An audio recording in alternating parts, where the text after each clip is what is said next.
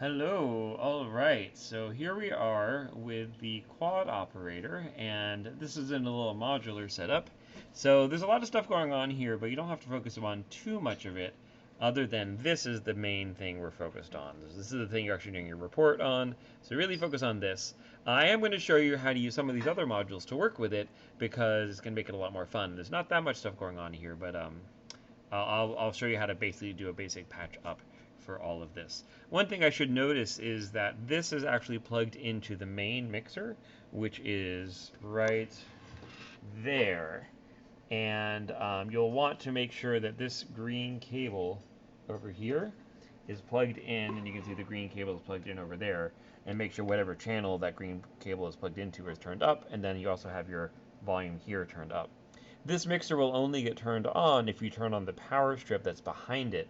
So if you look, just like the other synths have a power strip zip tied onto the leg of a table, on the leg of the table, on the leg that's over there, there's another power strip tied onto it. You flip that power switch on, and the mixer will come on, and the PA system will come on, and you can listen to it through the PA. Alternatively, you can come over here, and you can plug headphones right here, and use the headphone volume knob right here to listen to the synthesizer through headphones. So this is for headphones. If you want to listen to through the PA system and get really loud, you're welcome to do that. Just the power strips over on the leg over there, and then just use this mixer to turn the volume up. Okay, so I'm using the main PA system, so I'm using this red knob right here as my main volume. But there's actually a bunch of volumes going on. So the first one is here. We have a mixer, and there's a volume here, which you can use to turn the volume up. And then over here we have these three inputs. We have three outputs of our quad operator going to these three inputs, so you can turn them all down and the volume will go to 0. So a couple of things to pay attention to there. VCOs come out here, come into our mixer, make sure at least one of those turned up, make sure the main volume for that's turned up, and then make sure this volume here is turned up, or the headphone volume if you're using headphones to listen to it.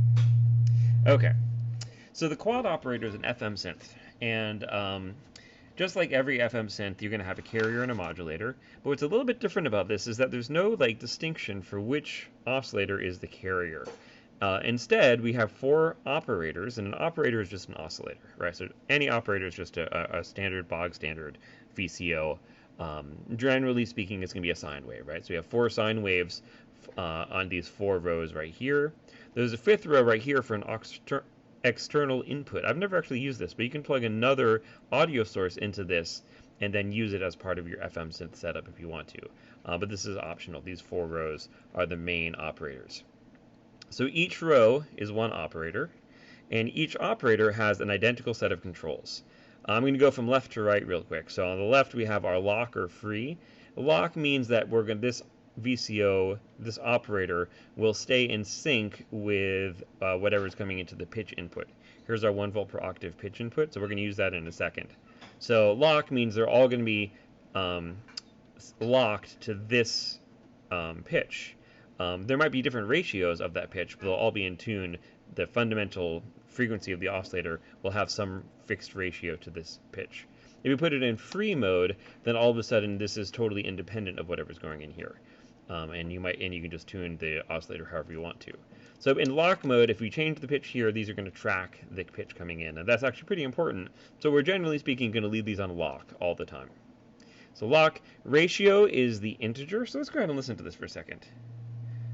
So here is just the first operator. So it's a sine wave coming out of this first output. There's 1, 2, 3, 4 outputs, just like there's 1, 2, 3, 4 operators. This operator comes in here. I have the volume of the mixer turned up for that one. These 2 are turned down. These are operators 2 and 3, but we're not listening to those right now because the volume's turned down.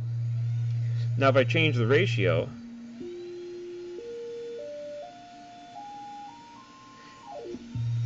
now notice that it's not changing smoothly. It's actually just changing, it's stepped, right? And what it's doing is going through the harmonic series. So there's our fundamental, there's our second harmonic, our octave, third harmonic, our fifth, fourth harmonic.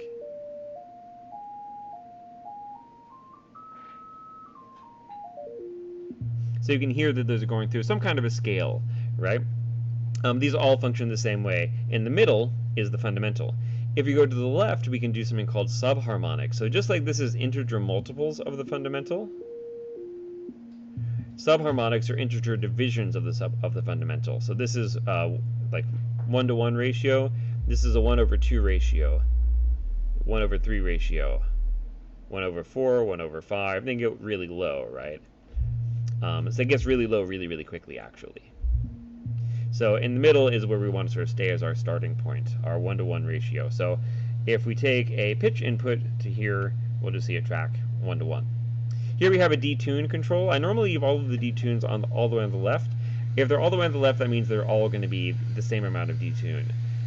It's fun to move the detune, but we'll do that in a second. Here we have a shape knob. I generally leave this all the way on the left. If it's all the way on the left, it's a sine wave, which most FM synths are going to be using sine waves. If we move it, we'll get to a triangle wave, a sawtooth wave, and finally to a square wave. So you can change the shape of the VCO, that is the foundation of this operator, by changing the shape, but let's just leave it on sine waves for now, right? Because if you do FM with anything other than a sine wave, it gets pretty unwieldy pretty quickly. Although, feel free to try it. It can be fun. Okay, so that's the core of just sort of setting up the VCO. The next part is what we have is a modulation matrix. So what these knobs are doing is they're determining how much the first operator is modulating operator 1, operator 2, operator 3, and operator 4. So if I want to, I can have modulator 1 be the modulator and modulator 4 be the carrier.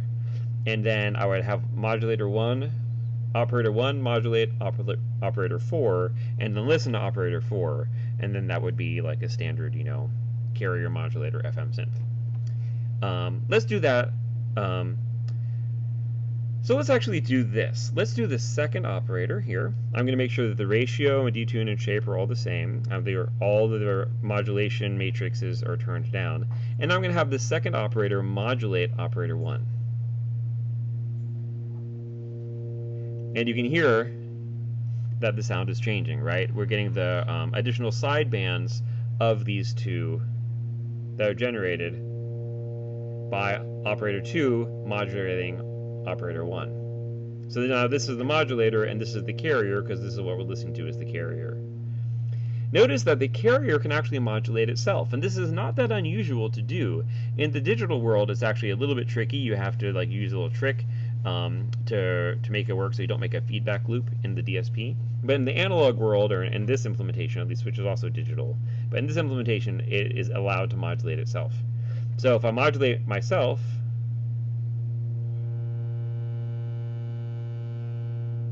we get a slightly different sound. If we modulate ourselves and we just crank it up,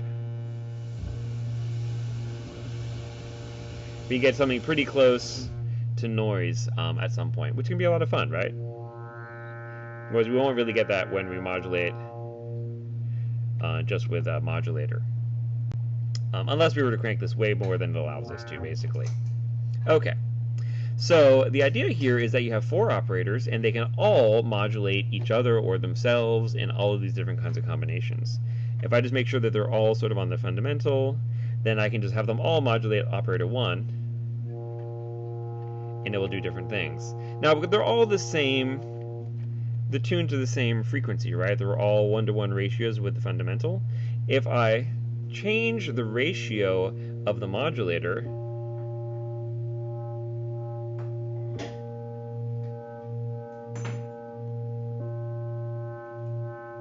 you can hear there are pretty significant differences, right? So the idea would be you might have all of these set to different ratios, and you can kind of mix and match to get an interesting set of sidebands. Something else you can do is you can modulate operator 1 with operator 2, modulate operator 2 with operator 3, modulate operator 3 with operator 4, and that's another way of sort of generating sidebands. Now, it gets really unwieldy, right? Like, to try to think about what's actually going on, because remember, this is, all the sidebands are operator plus and minus the modulator, right? And then operator plus or minus 2 times the modulator, etc. So we're generating lots of sidebands right now.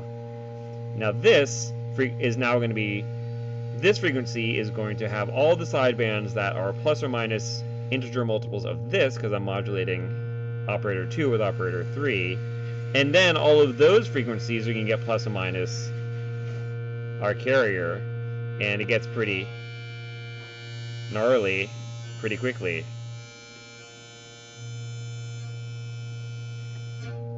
Pretty fun, right? It's a lot of fun to play around with and experiment with. Notice if you as long as you leave the detunes all the way on the left, everything is perfectly in tune, and that's one of the characteristics of digital FM, is that you can have really precise tuning and get very predictable harmonic structures from it. It is kind of fun to mess around with the detune.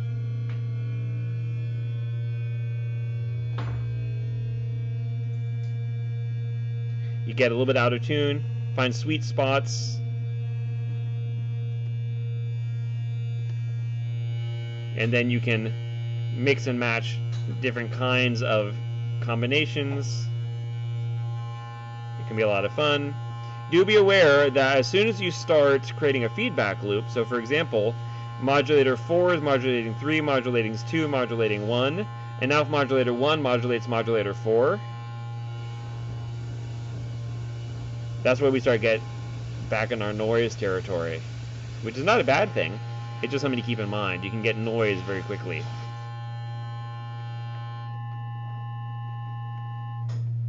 So a good place to start is with all these turned down, and then you can kind of just experiment with what happens as you just change the modulation matrix. It's also, I haven't really spent a lot of time dealing with subharmonics, but it makes sense that subharmonics will actually be pretty fun.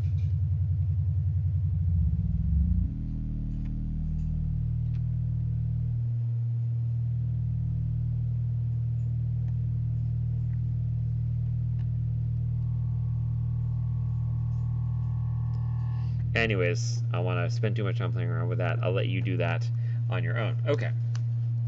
That is the basic way that this works, and you're going to spend most of your time over here in the modulation matrix experimenting with using operator 2 to modulate 1, 3 to modulate 2 or 1, whatever. All the different combinations are there for you to play around with.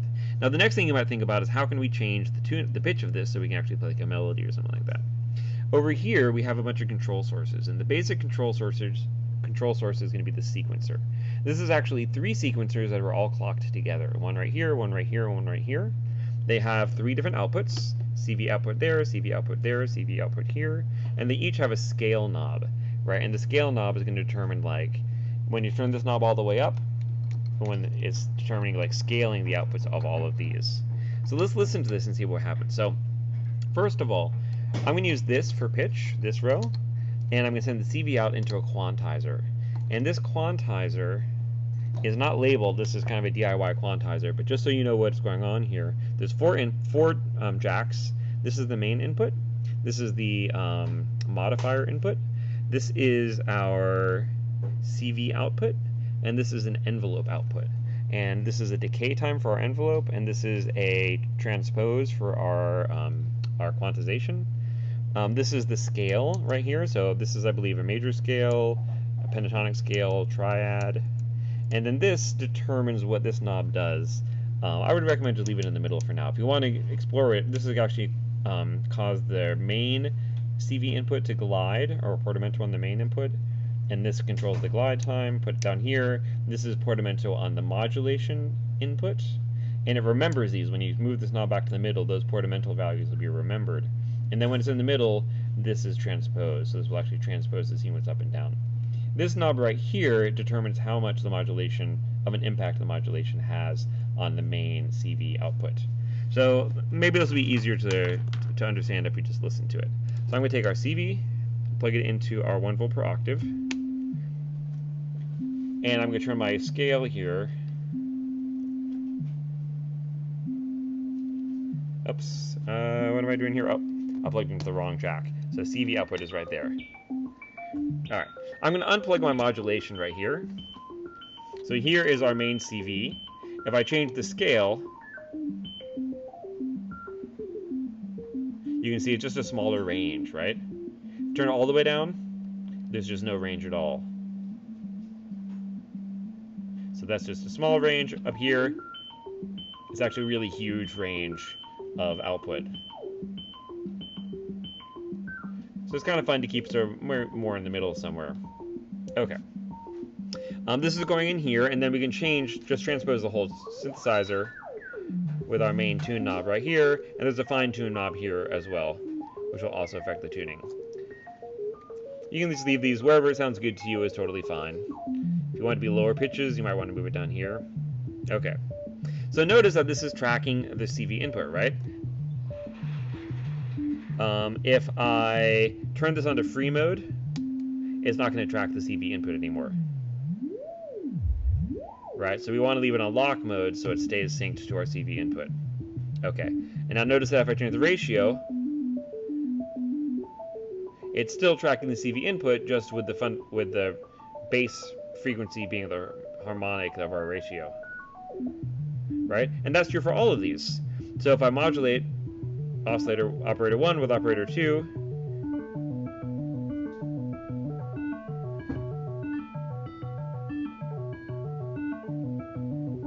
notice you get a really different kind of sound to it. That can be a lot of fun, actually, to do that. So another word about our quantizer here, we do have this modulation input, and over here we have something called a clock divider. So every time this receives a pulse, which is actually coming from over here, which I'm not sure that you can see that, actually. I guess you can. Okay, so this EOC output here is sending a pulse to clock this module. I can change the pulse speed by changing these knobs. You can go really fast if you want to.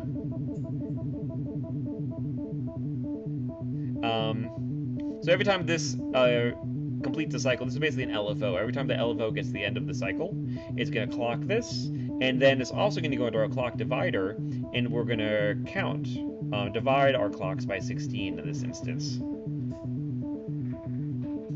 So if it's divided by 16, so it's actually 8 up, 8 down, right? And if we take that and put that into our modifier input, you can see that every time we go through the cycle, sometimes it's higher, sometimes it's lower. And we can determine how much that modification has an effect by using our knob right here.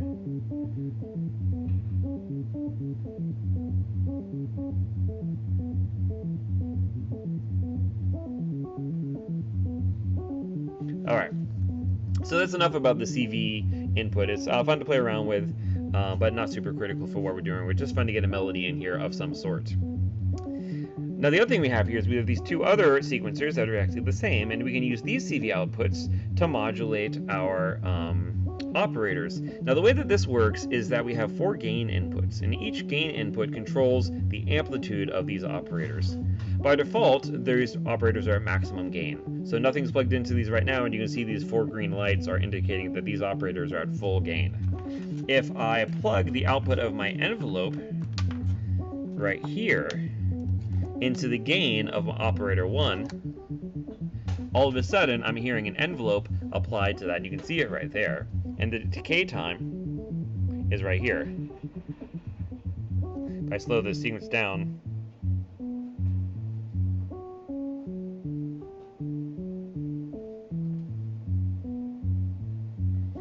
just for reference, this envelope will actually only fire if the note changes.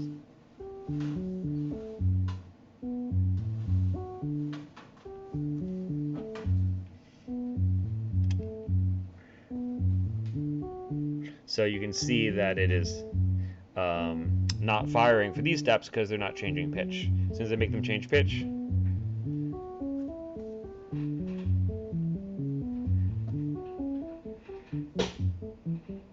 alright, just an FYI. So now let's take one of these sequences and modulate the amplitude of, say, operator 3. And now I'm going to have operator 3 modulate operator 2.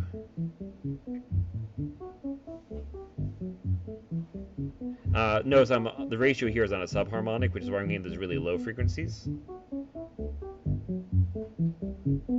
I'm going to change this. You can hear little percussive, metallic kind of sounds.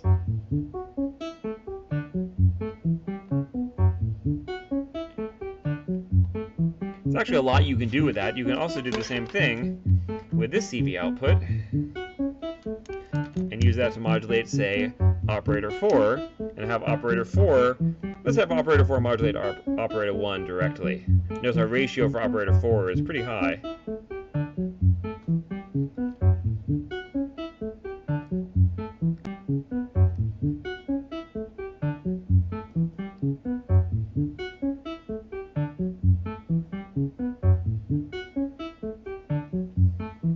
Maybe have our scale turned all the way down. You can feel those first couple steps are really high.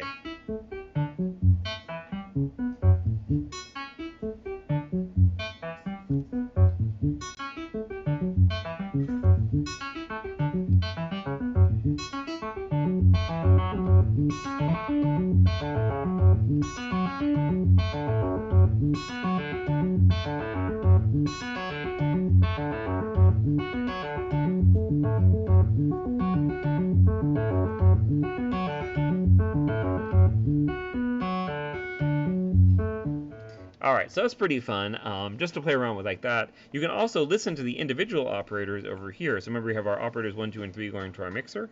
We're listening to operator 1 right now. This is operator 2. Operator 2 is being modulated by operator 3.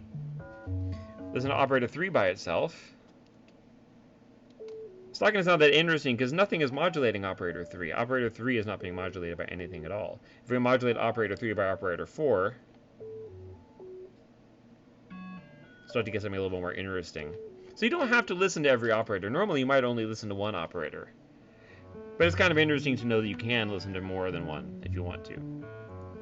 Okay, so we're basically controlling the volume of these operators. Well, this is being controlled with an envelope, but this is really just like our like an envelope controlling our VCA. This is just controlling the output volume. It's not really controlling any modulation.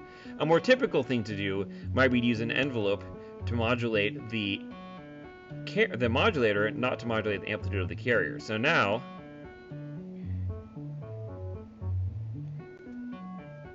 let's go a little slower.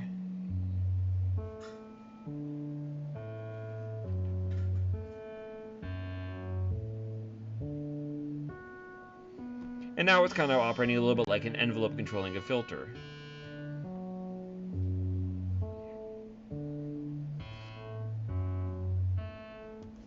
You can hear it's kind of going crazy when these operators are modulating that second operator. Remember, the only thing modulating operator 1 is operator 2. So when operator 2 is just set as 0, operator 1 is just a sine wave. But as soon as we turn the amplitude of operator 2 up, we'll get some modulation.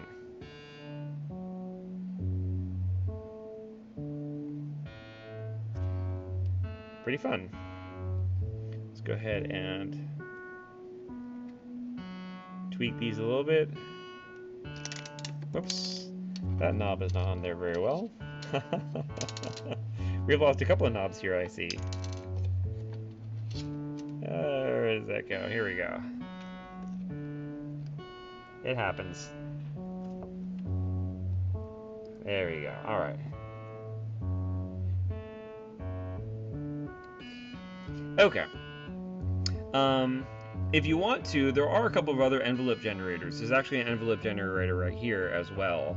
And this is a little bit of a quirky envelope generator in that there's actually two envelope generators that are being triggered by one trigger. Here's the trigger input with a T. We have a rise and a fall time, which is shared, but the first envelope is much shorter than the second envelope. I don't really know that first envelope is really going to be useful. This is another DIY module that is a little bit quirky. But that second envelope is very useful right here. We can use that to modulate anything we want to. So we can modulate again our first operator.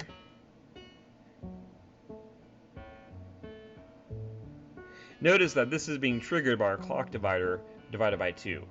So this is actually going to trigger to every other step of our sequencer. You can see that right away. Let's actually go ahead and swap these.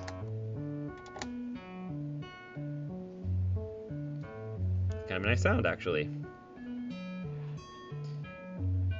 Those different combinations of ratios can have a really profound effect on the sound and be really nice. If you want to, you can, instead of using a sequencer to control these, you could use the other operator here.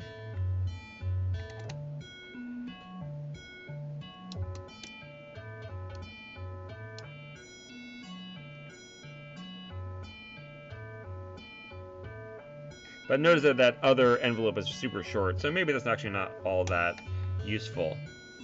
Maybe a better solution would just be to use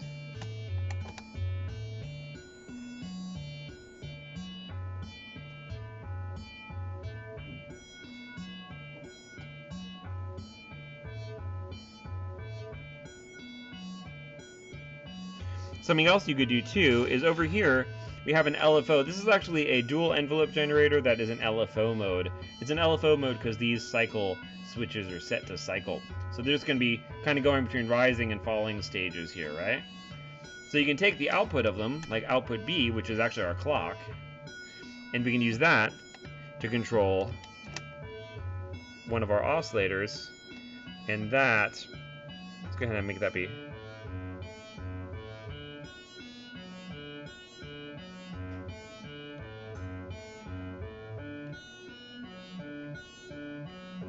Something else you can do is you can take the pulse outputs here, and you could use those to either control the amplitude of an operator or to trigger our envelope here.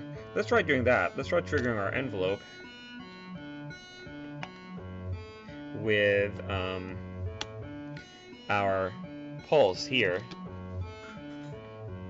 Give it a nice long fall time.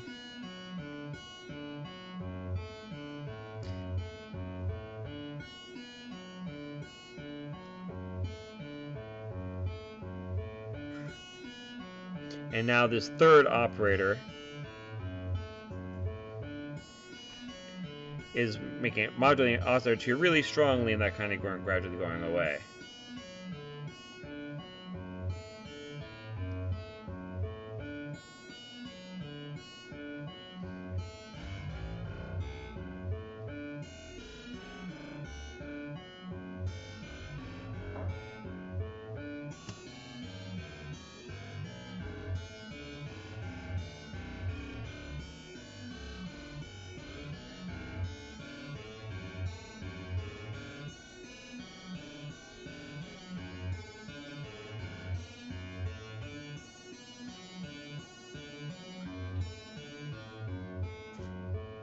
Anyways, so that is sort of the gist of what's going on here. And again, really, you're mostly going to be spending time thinking about these operator modulation matrix. And what's fun, the most fun thing about it is really just to explore, see where your ears get you. It gets crazy quickly. So when it gets to a point where you feel like you don't know what's going on anymore, just start from scratch. Turn all of the modulation matrix down again, and start simple. And experiment with ratios and detune to taste. It's pretty, the classic thing to do is leave them all detuned to the same. You can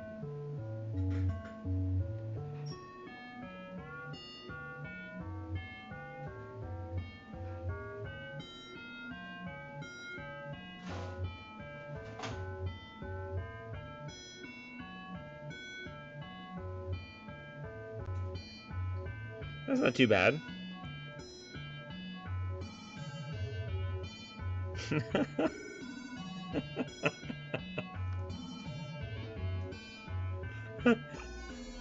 It gets out of control really quickly, though. That's pretty hilarious.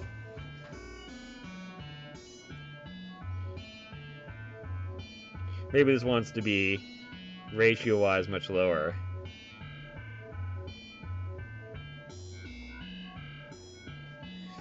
Just mess up our sequence again here.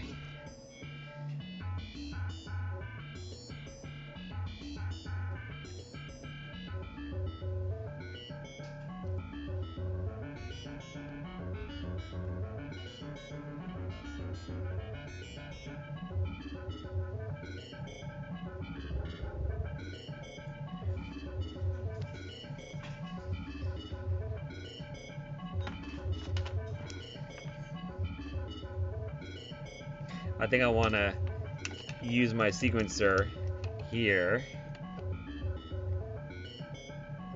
so I can do one of my favorite things, which is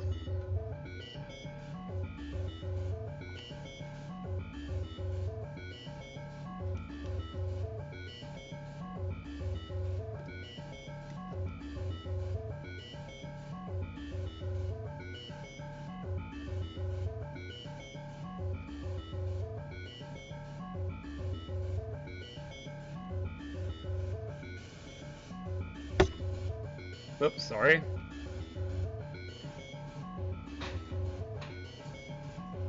Whoops.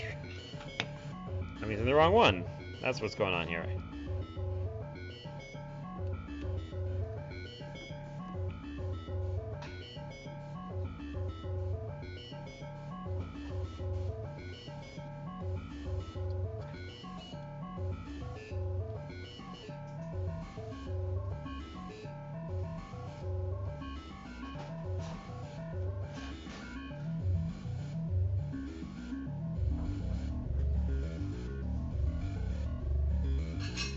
Super fun.